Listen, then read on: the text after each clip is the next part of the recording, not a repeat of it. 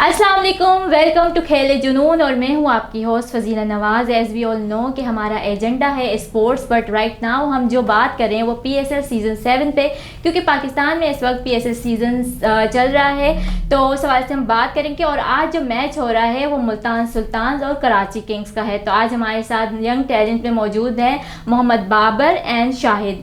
आप ये नहीं समझिएगा कि हमारे साथ शाहिद आफरीदी और बाबर आजम हैं, जी नहीं, वो तो मैच खेल रहे हैं। और आफरीदी का कह सकते हैं, आफरीदी तो दस्तबरदार हो चुके हैं, बट हमारे साथ क्रिकेटर स्टार नहीं है।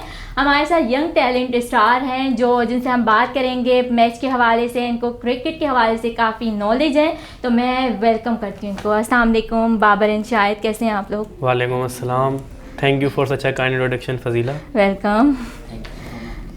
शायद थैंक यू सो मच कि आपने हमें ज्वाइन किया। तो आज हम बात करेंगे पहले तो कराची का जो मैच हो रहा है, कराची और मुल्तान का।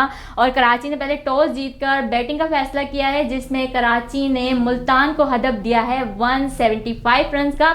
तो अब इस हवाले से मैं बात करना चाहूँगी बाबर एंड शाहिद से कि क्या मुल्तान सुल्तान ये चेस कर पाएगा हदफ? आई थिंक मुझे लगता है मुल्तान सुल्तान जो इजीली चेस कर सकता टोटल को। बहुत ही इजी टोटल दिया है कराची किंग्स ने और मुझे नहीं लगता उनको कोई मुश्किल होगी, क्योंकि कराची की बॉलिंग भी इतनी खास नहीं है जी। इस वक्त कराची जो है वो, मैंने कल भी कहा था आपसे, सितारे गर्दिश में। कराची के सितारे वाकई में गर्दिश में हैं, क्योंकि PSL सीज़न 7 का एक भी मैच कराची किंग्स ने अभी तक नहीं जीता। और आप क्या कहना चाहेंगे शायद?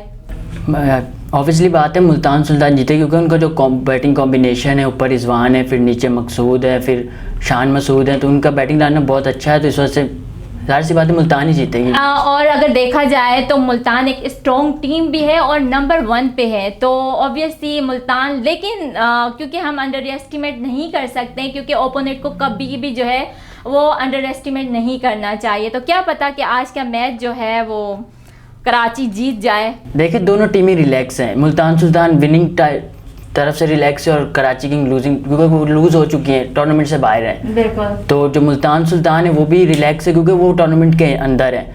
मसला तो इस्लामाबाद पे, पेशावर पर, कोयटा पे, क्योंकि उनको क्वालिफाई करना है। और लाहौर कलंदर्स का क्या कहना चाहेंगे? लाहौर को भी आप भूल गए। लाहौर कलंदर भी रिलैक्स है, क्योंकि 7 मैचेस में से 5 जीते हुए हैं, वो भी रिलैक्स हैं, वो भी क्वालिफाई राउंड के लिए मतलब ऑलरेडी क्वालिफाई कर ही चुके हैं। और लाहौरी तो ज़्यादा रिलैक्स हो गए क्योंकि कराची बाहर हो चुका है।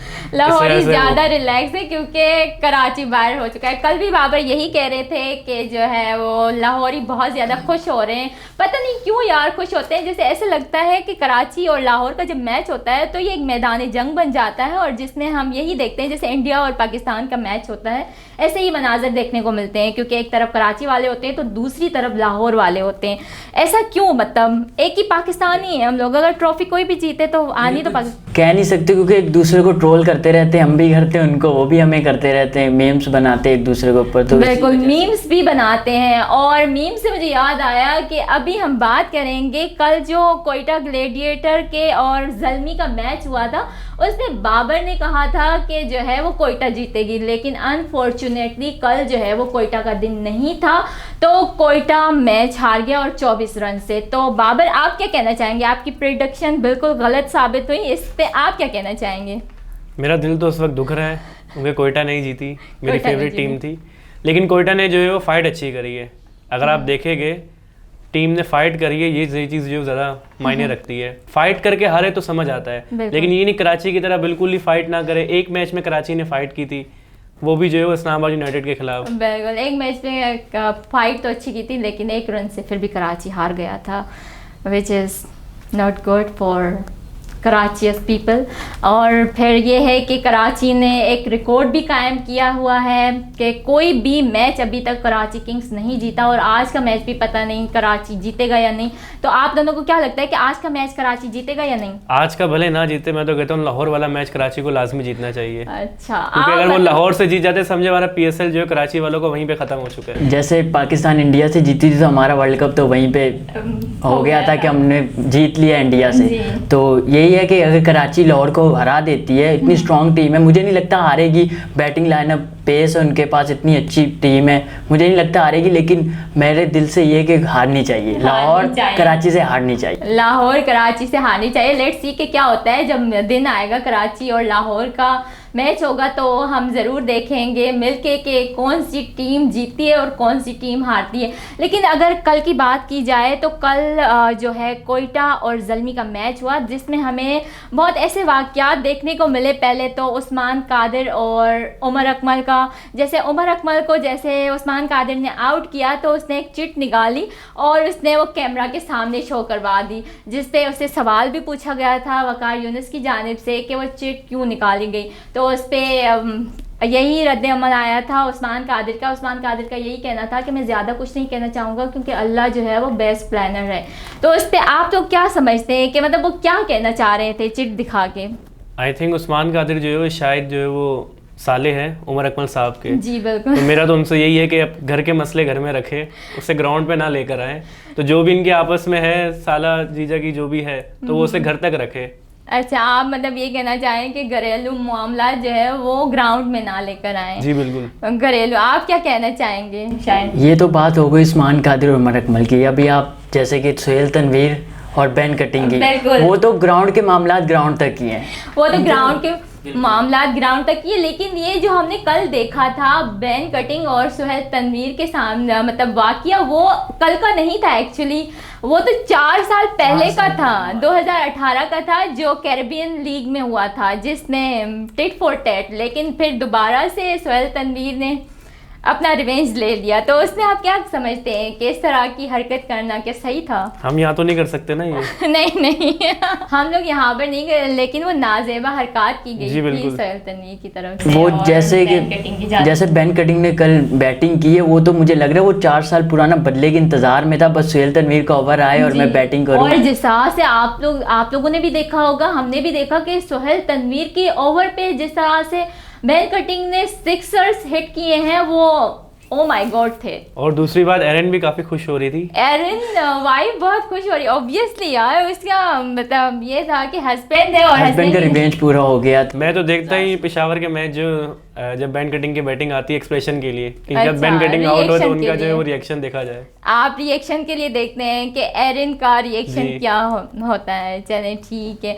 अच्छा, और हम मज़ीद बात करेंगे कि जो है हारिस, जो ज़ल्मी के प्लेयर है, उनको गूगल क्यों कहा जाता है? ये भी मैंने जब देखा तो मैं काफ़ी हैरान हो गई कि हारिस को गूगल क्यों कहा जाता है। ऑब्वियसली उसने, जब मैंने उसका मौक़िफ़ सुना तो उनका ये कहना था कि बहुत से प्लेयर्स मेरे पास आते हैं और मुझसे जो भी पूछते हैं और मेरे पास हर एक चीज़ की नॉलेज होती है, कोई भी क्वेश्चन करो तो हारिस जो है हारिस से पूछ लो और हारिस आपको बिल्कुल एक्यूरेट आंसर देंगे।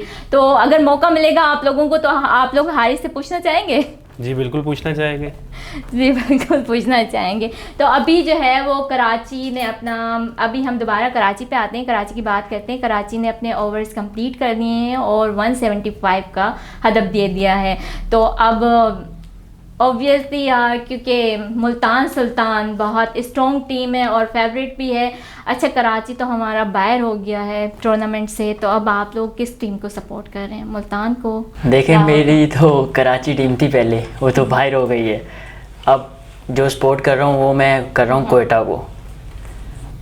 कोयटा को कर रहे हैं? कोयटा के भी चांसेस बहुत कम लग रहे हैं। कोयटा के चांसेस बहुत कम है, वो तो बस रन रेट पे बात आ जाएगी। वो भी अगर पेशावर ज़ल्मी अगले दोनों मैच हारेगी तो कोयटा का कोई चांस है कि वो क्वालिफाई कर ले, वो भी रन रेट पे।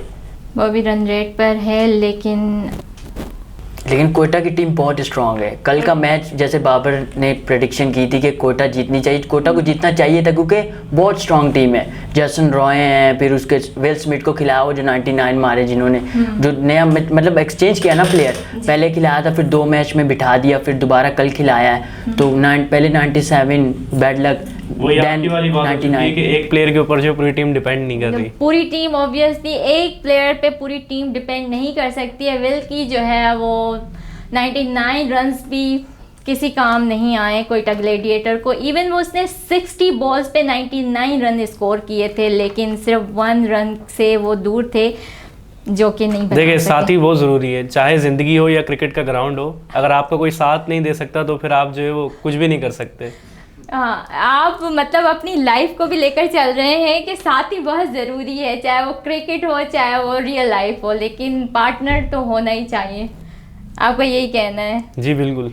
अच्छा, पार्टनर होना चाहिए और थोड़ा वफादार भी होना चाहिए। वफादार होना चाहिए। क्यों, आपको कोई वफादार पार्टनर नहीं मिला अभी तक? मिले हैं लेकिन वफादारी जो है वो दिखाई नहीं उन्होंने। काफ़ी मिले हैं, और लड़कों को वैसे काफ़ी पार्टनर्स मिलते हैं, लेकिन वफादारी पता नहीं लड़कों की तरफ से नहीं होती है या फिर। अच्छा, अभी हम लोग थोड़ा ट्रैक से आउट चले गए थे क्योंकि हम नहीं चाहते कि हम हमारी ऑडियंस को बोर करें, तो इसीलिए थोड़ा ट्रैक से हम लोग बाहर चले गए थे। लेकिन फिर आते हैं हम मैच पे, और ऑस्ट्रेलिया का टूर भी होना है जिसमें वो अपना 4 मार्च से टेस्ट मैच खेलेंगी। लेकिन जो है ऑस्ट्रेलिया की जानिब से कुछ एक प्लेयर जो है वो टेस्ट स्क्वाड से बाहर चले गए हैं, उस पर आप क्या कहना चाहेंगे? माइकल नेसर जो है वो साइड स्ट्रेन की वजह से स्क्वाड से बाहर चले गए हैं। तो इस हवाले से आप लोग क्या कहना चाहेंगे? क्या समझते हैं कि माइकल नेसर की वजह से टीम पर क्या इफेक्ट पड़ेंगे? जाहिर सी बात है, अगर एक प्लेयर जो है आपके साथ काफ़ी टाइम तक है टीम में तो कॉम्बिनेशन तो काफ़ी ख़राब हो जाता है। लेकिन ऑस्ट्रेलिया जो है तगड़ी टीम है, जैसे शुएब अख्तर साहब कहते हैं तगड़ी, तो वही वाली तगड़ी टीम है वो जी। तो उनको जो इतना लॉस नहीं होगा, लेकिन कंडीशन बहुत है, कंडीशन जो बहुत मायने रखती है। अगर ये टूर जो है ऑस्ट्रेलिया में होता तो उनको कोई फ़र्क नहीं पड़ता, क्योंकि ऑस्ट्रेलिया में जो है वो बाउंसी पिचेस होती है। तो पाकिस्तान में ऑस्ट्रेलिया को मुश्किल तो होगी, ये एक मैच भी जीत जाते तो बड़ी बात है यहाँ पर। लेकिन कुछ कह नहीं सकते हैं, टेस्ट मैचेस हैं। दरअसल जब देखा जाए तो जब किसी टीम के दौरे के लिए जो टीम तैयार की जाती है, पूरा उसका अरेंज किया जाता है, उसकी बैटिंग लाइनअप, बॉलिंग, एक कॉम्बिनेशन बनाया जाता है। तो इसमें से अगर खिलाड़ी इंजर्ड हो जाए, जैसे हम कराची PSL की बात कर ले, कराची किंग के कितने प्लेयर, मेरे ख्याल से 2 प्लेयर इंजर्ड हो गए। सबसे बड़ा झटका लगा मोहम्मद आमिर का। वाकई में बहुत बड़ा लॉस हुआ कराची किंग्स को मोहम्मद आमिर के रूप में, जो कि मोहम्मद आमिर PSL एक भी मैच नहीं खेल पाए थे।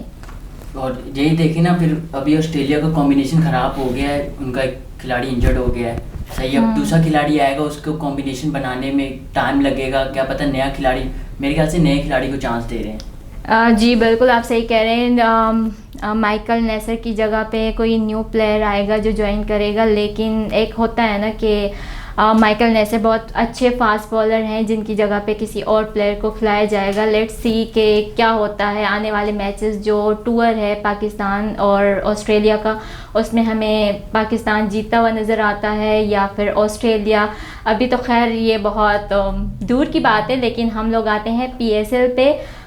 तो PSL के हवाले से अब बात करते हैं। जी, तो मुल्तान सुल्तान की बैटिंग का आगाज़ हो चुका है, जिसमें मुल्तान सुल्तान ने सिर्फ 3 रन स्कोर किए हैं और 1 ओवर 3 बॉल हो चुकी हैं। तो मैं बात करती हूँ बाबर से और शायद से कि क्या कहते हैं, क्या लगता है कि बैटिंग का तो आगाज़ हो गया है और क्रेज पे जो है वो रिजवान मौजूद है और रिजवान के साथ उनके पार्टनर। रिजवान के बारे में हम क्या कह सकते हैं, वर्ल्ड क्लास प्लेयर है वो, और अगर वो क्रीज पे खड़े होते तो कराची को जो बहुत मुश्किल होगी। कराची को चाहिए कि वो सबसे पहले रिजवान को आउट करे। रिजवान अगर उनके हाथ में आता है तो टीम जो काफ़ी अंडर प्रेशर आ जाएगी। लेकिन नीचे से अगर हम आकर देखेंगे तो नीचे से भी टीम बहुत स्ट्रॉन्ग है, बहुत स्ट्रॉन्ग है, नो डाउट, क्योंकि शान भी है और हर एक प्लेयर जो है मुल्तान की जानिब से बहुत स्ट्रॉन्ग प्लेयर जो है मुल्तान ने अपने बहुत स्ट्रॉन्ग प्लेयर मैदान में उतारे हैं। और नो डाउट मुल्तान की जानिब से परफॉर्मेंस भी बहुत अच्छी हो रही है और एक फेवरेट टीम कहलाती है मुल्तान। तो अब देखना ये होगा कि आज का मैच जो है वो मुल्तान सुल्तान जीतती है या फिर कराची किंग्स, तो हम आपको ये कल बताएंगे। और अभी हमें इजाज़त दीजिए, कल फिर मिलेंगे on same time same place. Till then अल्लाह हाफिज़।